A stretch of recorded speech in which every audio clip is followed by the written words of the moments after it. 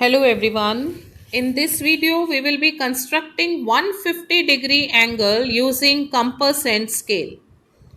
So first of all we will draw a line segment QR of any measure.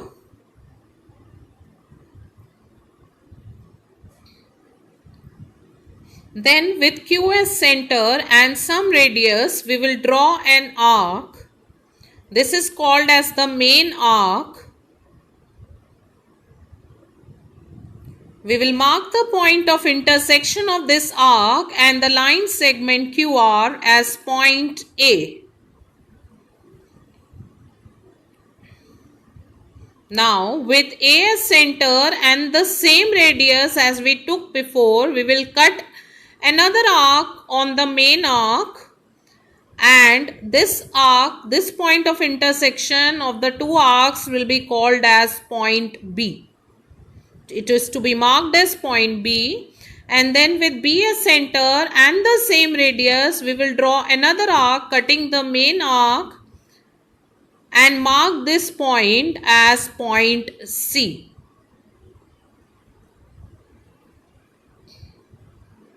Again with C as center and the same radius we will draw another arc cutting this main arc at another point, that is point D.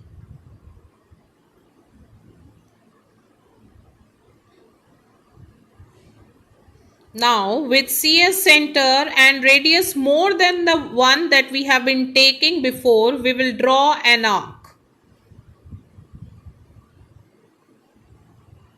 With D as center now and the same radius that is taken in the last step, we will draw an arc cutting the arc drawn in last step at a point, and we will mark this point as point E.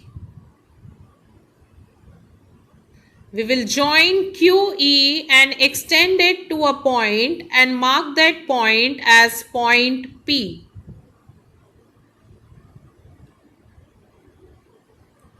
This angle that is so obtained is known as angle PQR, and this angle is equal to 150 degree.